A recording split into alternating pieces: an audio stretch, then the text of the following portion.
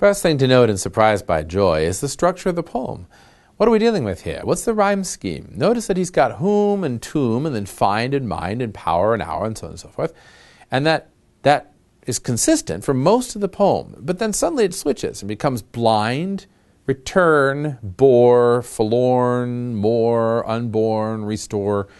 It's kind of an odd rhyme scheme. For the most part, it seems as though he is he's writing in terms of an A, BBA structure. So it's mind, whom, tomb, find, right? Mind, power, hour, blind. Return, bore, forlorn, more, unborn, restore. Well, if you're very savvy, you'll notice immediately this rhyme scheme seems irregular and yet very structured. It is an A, BBA, and then a combination of CDE and CDE structure. Let's look at the rhythmic and the metrical pattern as well. I turned to share the transport with whom. That means we've got 5 feet in the line. Pentameter, we call that, 5 pentameter. And that we've got a rhythmic pattern that is, I turned to share the transport with whom. The emphasis is on the second syllable in each foot, which means that we have a series of iambs. This is what's called iambic pentameter. And if you notice, we've got iambic pentameter, which has a set of 4 lines rhyming the same, right? Wind, whom, tomb, find. And then we've got another set of 4, mind, power, hour, blind, for 8 all total. And then there's a switch where it's rhymed 1, 2, 3, and 1, 2, 3.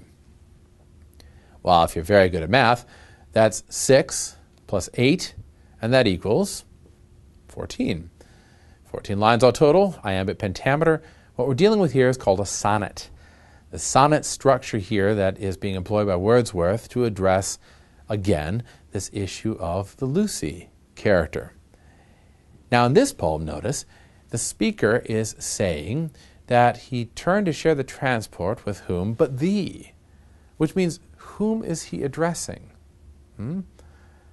He's addressing, to some degree, it seems like, not us, the listeners of this poem. He's addressing the woman that he loves, who is gone.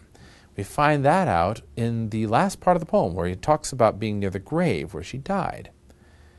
Surprised by joy, the opening, famous opening. What does that mean to be surprised by joy? Well, he's surprised by joy, I think, because he's felt joy. And he hasn't felt it for some time. And all of a sudden he's feeling something that makes him filled with joy. And he's impatient as the wind to turn and share that joy with somebody else. And yet when he turns, notice, he's all alone. Oh, with whom but thee, deep buried in the silent tomb, right? He's so used to sharing joy with this other person, this woman that he loves, that when he turns to share the joy that he's just felt, whether it's joy seeing a landscape, or whether it's joy hearing a tune, or whether it's joy reading something, he turns to share it with her, his companion for life, and she's gone. He's suddenly alone. She's in the tomb. And that's why in the second stanza, the set of 4, he says, love, faithful love, recalled thee to my mind. Because the second I turn and you're not there, I suddenly remembered you.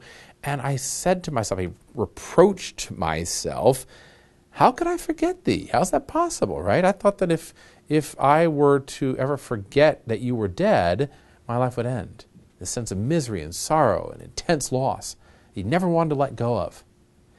And yet he had. He had let go of it, and he saw something beautiful in the world again.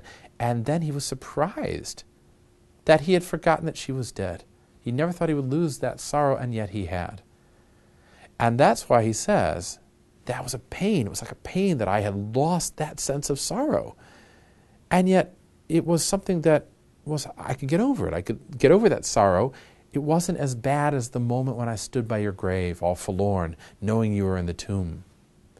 Notice here again, there is that sense of joy and liveliness about the world, and yet at the same time, there's a sense that that loved one, the light of our life, is somehow gone.